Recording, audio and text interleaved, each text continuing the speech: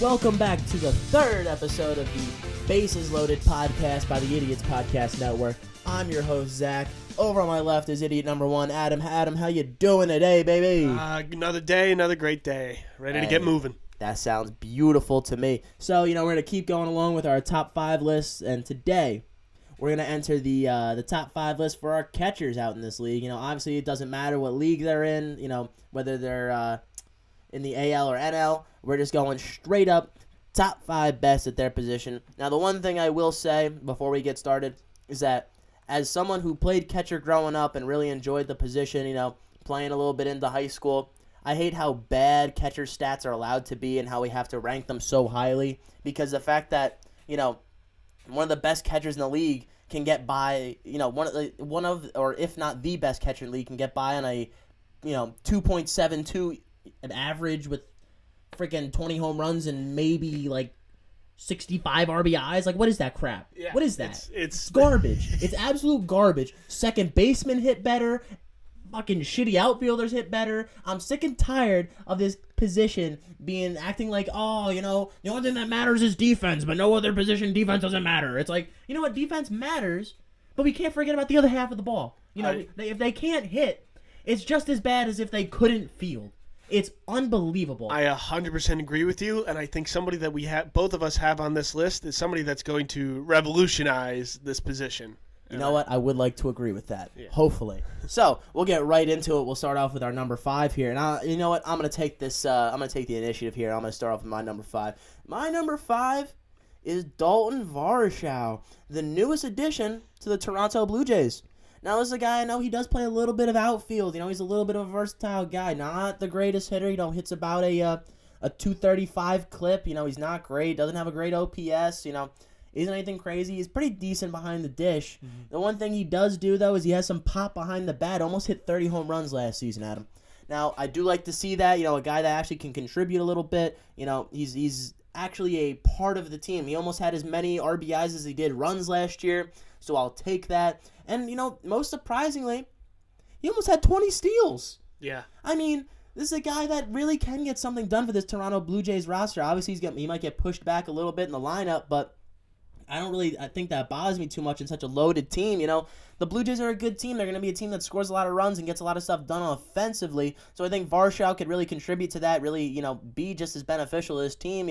Obviously he might share a little bit of time with Alejandro Kirk, another guy who's been a very good catcher, but if he is able to get that full time behind the dish, I think he might be one of the more special players. I think he is going to be getting full time. I'm believing that they put Kirk on the DH spot. That's what I've been hearing so far. Okay. The research that I did do. So, yeah, I do like Varsho, too. I thought about him as well. I like how young he is and the potential that he has to keep moving forward and being a better hitter.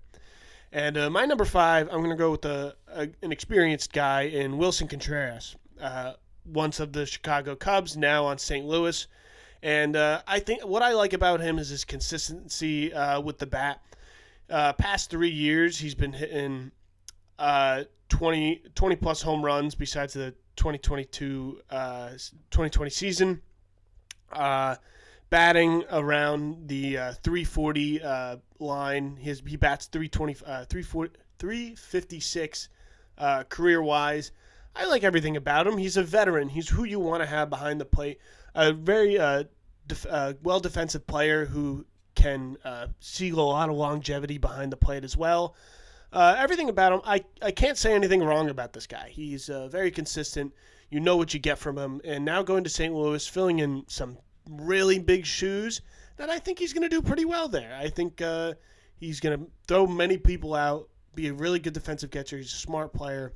I like his game, and I think he's going to continue to be a really good catcher. I like this pickup for the Cardinals. I think he's a good player. Now, funny enough, you had him at your number 5 spot, correct? Mm-hmm. I actually had Wilson Contreras in my number 4 spot. Yep. I thought I think he's a decent catcher. I think he'll see a lot of time behind the dish. Obviously, he got paid a fat contract this offseason.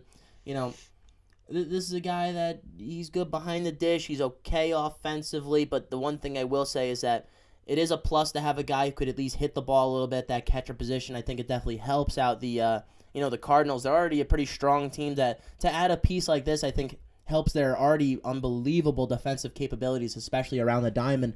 And I think it even, it does bolster their lineup a little bit. I think this adds a little bit of needed protection a little bit later in that lineup. You can put him around that 6-hole, 7-hole. I think he'll be a valuable player for them. When you switch Yachty, who was offensively not hitting a single home run in the whole year, to now somebody who's going to give you 20 home runs this next season, I think that's going to be helpful, and I like that a lot for the St. Louis Cardinals. I can't agree. A little bit of pop in the bat always helps, but the one thing I'll never take away from Yachty is how good he was at getting on base and reaching first. He did have a great average. He did have a halfway decent OPS.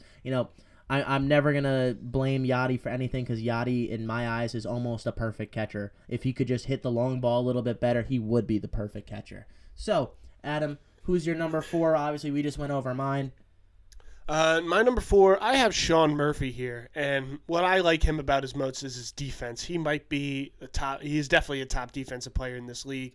Very protective behind the plate, very good arm, and it shows every day. And then last year on the Oakland A's, for what the team he was given on, he played probably the best on that team, batting maybe .250, but had the most RBIs on the team with 66, had the most doubles on the team with 37, and still had 18 home runs. He's another very consistent player. I think he's going to follow in some footsteps of a Wilson Contreras kind of career. Going to bat around the 250 mark, hit a couple good home runs, keep a bat consistent in the lineup on the back end. Everything about him, he's going to be a very consistent player moving forward. No, I mean, and that's what you look at for being a catcher.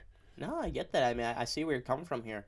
Now, I think my number 3 might come as a little bit of a surprise just because of the lack of depth at this position. My number 3 is actually Salvador Perez. Now, always been decent behind the plate. He has a couple Gold Gloves underneath his underneath his belt, so he can get the job done there. He's obviously been a multi-time Silver Slugger, guy who hits the ball exceedingly well from the catching position. He does have a lot of pop in his bat. We did see a little bit of an interesting year last year. I mean, he's getting older. He's going to be going into his age 33 season.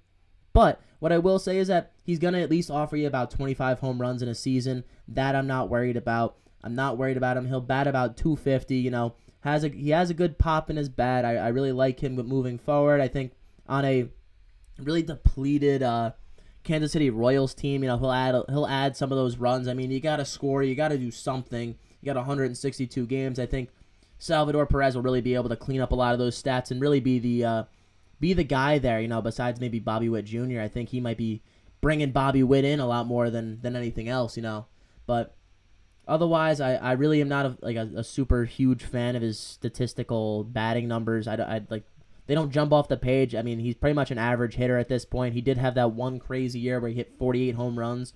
Really doubled any total he's ever had throughout his entire career, which is unbelievable. But I don't think he's going to hit 30 home runs. I think he might hit 25, maybe 75 RBIs. Very similar season to last year. I don't think we're going to see anything crazy, but that's just how bad the depth is at this catching position. Yeah. So Salvador Perez is my number 3. Adam, I'll spin it to you. I like Salvi. He's just getting a little older. But on my number 3, I have Will Smith, and I think he is somebody that actually had a lot more expectations going into this past season. A lot of more people, especially Dodgers fans, were going to rely on him to be not just a consistent bat, but a very good bat to compete on this team.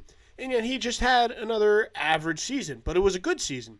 Batting .260 with 24 home runs, 87 RBIs, which is very good at this position. I liked everything that he did. He was an above-average catcher at almost all the time in his 4 years in this league. You can't hate on anything that he does. I like him, but with the expectations that he had coming into this season, he didn't really meet them. That's why I still have him at 3 on this list. He can, again, go back to, in 2020, he batted .289, and that's what people now want him to bat as. I don't know if he'll ever meet that mark again, but if he does, he will become much higher on this list. The one thing I'm just kind of sitting here and really listening back and forth to get a better understanding of how these players, how they average out, and it seems like the best catchers in the league are averaging like a .250 average with like 25-ish home runs and 75 RBIs. I mean, can I be honest with you? If that was any other position, these players would be fucking middle of the pack if this was any other position. Yeah. They're average players. Average. It drives me crazy that this is the standard for catching. And it stays pretty much the same throughout. It drives me unbelievably insane as someone who's such an avid fan of catching. And I really would like to see this position group just improve. Yeah.